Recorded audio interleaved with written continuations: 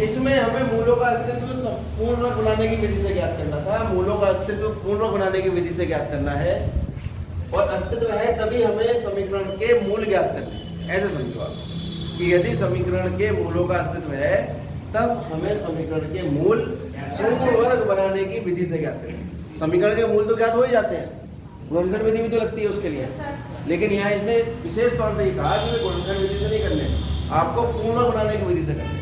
तो आप ये समीकरण दे रखिए, सबसे पहला काम पूर्ण बनाने की विधि में होता है कि x की घात 2 के गुणांक को 1 बना दो। तो जो भी x की घात 2 का गुणांक है उससे पूरे समीकरण को भाग कर दीजिए। 2 था, 2 से हमने भाग कर दिया, ये तुम्हारे पास है। अब देखो आप x का गुणांक कितना है, 7। अब ये ध्यान रखना है, x का गुणांक पहचान 7 अगर किसी सवाल में x की घात 2 का गुणांक पहले से ही 1 दे दिया तो किसी से भाग करने की जरूरत नहीं। कभी सोचो कि हल कैसे करें, सबने तो आधा भाग करना है। अब ये x का गुणांक क्या, माइनस के 7/2 है, तो चलो माइनस के 7। लेकिन हम यहाँ पर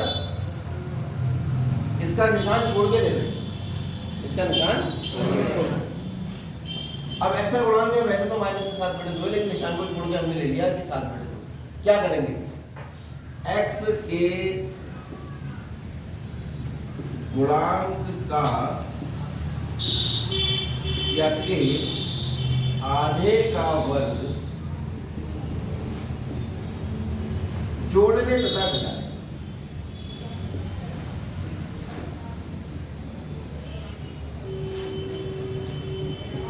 कहां पे जोड़ेंगे तथा घटाएंगे,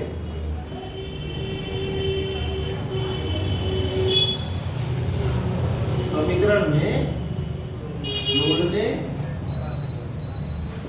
तथा शब्द समझ में आ गया।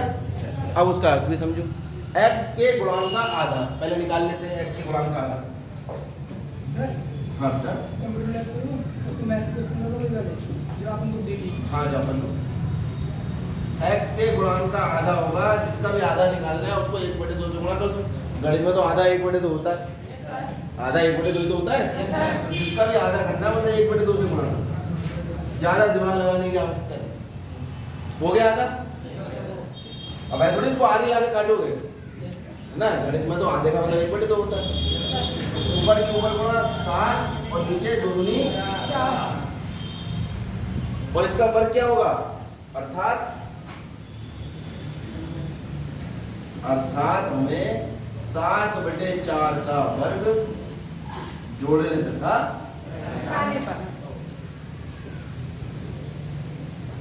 ये तो मैंने तुम्हें बहुत ज्यादा समझा दिया, वरना कैसे समझाया जाता है। x का गुणांक देखो कितना है, 7/2, इसका आधा कर दो। आधा करने का मतलब 1/2 से गुणा कर दो, कितना आएगा 7/4। सीधे 7/4 का वर्ग जोड़ो, 7/4 का वर्ग घटाओ। ये तो मैंने तुम्हें बहुत ज्यादा समझा दिया, ठीक है। आगे नहीं समझाएंगे इतना, आगे डायरेक्ट करेंगे, ठीक है। तो क्या था हमारे पास भाई, x की घात 2 माइनस 7/2x था, इसमें 7/4 जोड़ लो और 7/4 हटा दो, बाकी ऐसे लिख दो जो लिखा।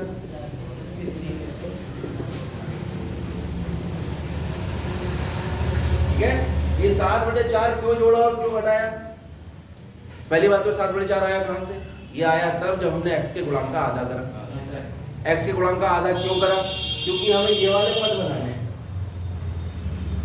एक संख्या का वर्ग और दूसरी संख्या का वर्ग। यहाँ देखो a का काम कौन कर रहा है, x कर रहा है, b का काम कौन कर रहा है, 7/4। अभी आगे देख रहे हैं, 2 पद आ गए, क्या चाहिए अब, -2 गुणा x गुणा 7/4।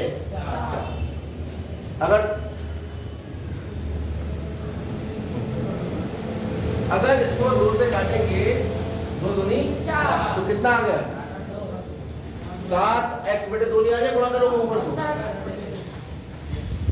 और ये लिखा है 7x/2। यानी ये लिखा है दुगना पहली संख्या गुणा दूसरी संख्या का, यानी ये वाली स्थिति आपने प्राप्त कर ली, ये वाली। Yes sir. अब क्योंकि आप लिखो यहाँ पर a का वर्ग प्लस b का वर्ग माइनस 2ab बराबर होता है a माइनस b का वर्ग।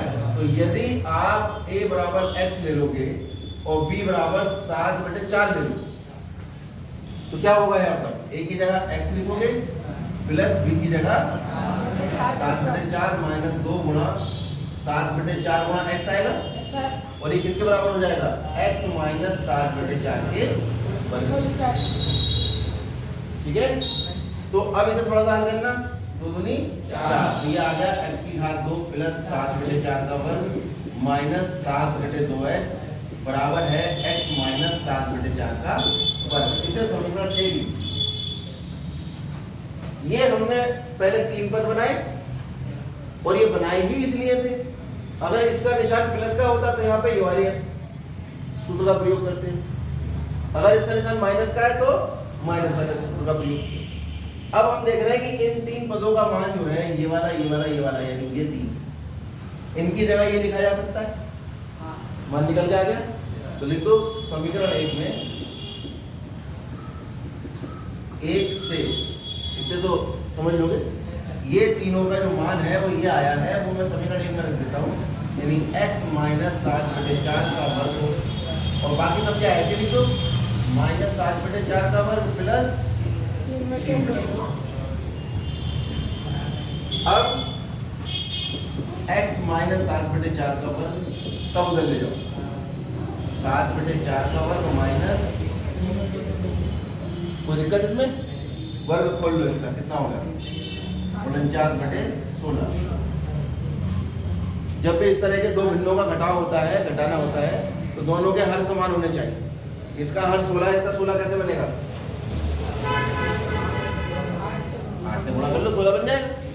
अब दोनों का हर 16 हो गया, 16 लिख दो और ये दोनों संख्या लिख दो 49 माइनस 8 किया। ये समझ में आ गई बात, जब भी दो भिन्न होंगे दोनों के हर को समान बना लोगे और वो हर लिखोगे, फिर दोनों के अंश घट जाएंगे, जोड़ होगा दोनों जुड़ जाएंगे। ये दो भिन्नों के जोड़ों घटाव होने का तरीका है, जो बच्चे नहीं जानते हैं वो उसको समझ ले रहा। कितना आ गया भैया 25/16 x माइनस 7/4। जब वर्ग इधर जाएगा तो क्या बनेगा, अरे वर्ग जब बराबर के इधर जाता है तो क्या बन जाता है रूट या वर्गमूल, हिंदी में कहते हैं वर्ग और इंग्लिश में कहते हैं स्क्वायर रूट। स्क्वायर जो है वो घात 2 के लिए प्रयोग होता है ना, और रूट वर्गमूल के लिए प्रयोग होता है। तो x माइनस 7/2 आपके पास आ जाएगा 7/4 बराबर वर्गमूल 25/16। अच्छा एक बार बताओ, -2 का वर्ग कितना आएगा, -2 गुणा -2 कितना आ गया 4 और 2 का वर्ग कितना आएगा 4। तो अगर कहीं 4 लिखा है और उसमें वर्गमूल लगाए 2, तो अब हम कैसे पता करें कि ये 2 का वर्गमूल है या 4 का, -2 का है या +2 का, क्योंकि इसे आप ऐसे भी लिख सकते हो 2 का वर्ग तो 2 आ जाएगा वर्ग से वर्गमूल करके, या फिर कहीं 4 लिखा है उसे -2 का वर्ग भी लिख सकते हो, क्योंकि -2 का वर्ग में +4 आता है, तो वर्ग से वर्गमूल करके इसका मान -2 होगा। अब आपको क्या पता कि ये +2 का वर्गमूल है या -2 का, समस्या आ गई। तो क्या करेंगे, जब भी हम वर्गमूल लेंगे और हमें नहीं पता कि प्लस का होगा या माइनस का, हम क्या करेंगे दोनों निशान लगाएंगे, प्लस माइनस दोनों निशान लगा देंगे। कोई समस्या इसमें? अब हमेशा जब भी हम वर्ग इधर लेके जाएंगे और वर्गमूल निकालेंगे तो प्लस माइनस दोनों के निशान लगा लेंगे। अब बताओ भाई जरा 25 किसका वर्ग होता है और 16 4, तो प्लस माइनस वर्ग से वर्गमूल करके 5 आ गया और ये वर्ग से वर्गमूल करके 4।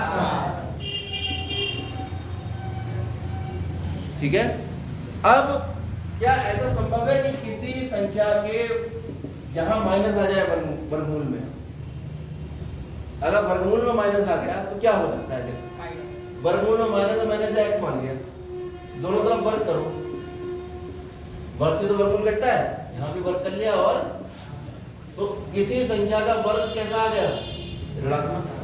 लेकिन क्या किसी संख्या का वर्ग ऋणात्मक आ सकता है, क्यों नहीं आ सकता, क्योंकि वर्ग का मतलब है उसे 2 बार गुणा करो और माइनस को 2 बार गुणा करोगे तो क्या हो जाएगा। इसलिए किसी भी संख्या का वर्गमूल, या दूसरे शब्दों में कहूं कि वर्गमूल के अंदर कभी भी माइनस का निशान, अगर माइनस का निशान आ गया तो हम कहेंगे समीकरण के मूलों का अस्तित्व नहीं है। यहाँ तो वर्गमूल के अंदर माइनस नहीं आया, तो इसका मतलब यहाँ समीकरण के मूलों का अस्तित्व है। अतः समीकरण के मूलों का अस्तित्व है। और अगर अस्तित्व है तो ज्ञात करो। तो x बराबर आ जाएगा प्लस माइनस 5/4 और ये माइनस वाला इधर जाकर प्लस हो जाएगा। भाई माइनस 7/4 इधर जाकर प्लस हो जाएगा। अब एक बार प्लस का निशान ले लेंगे और एक बार तो x बराबर 5/4 प्लस 7/4 या x बराबर माइनस 5/4 प्लस 7। x बराबर 4 एलसीएम 4 एलसीएम कितना आ गया 2/4 और ये x बराबर 5 12/4 x बराबर कितना आ गया 3 या x बराबर 1/2। यही इसके समीकरण के मूल है, मूलों को ही हल कहते हैं। तो 3 तथा 1/2 द्विघात समीकरण के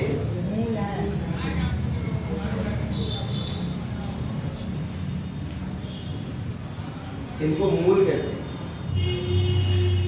मूल वो भी कौन से द्विघात समीकरण दी गई द्विघात समीकरण के समझ में आ गई बात, नोट करें।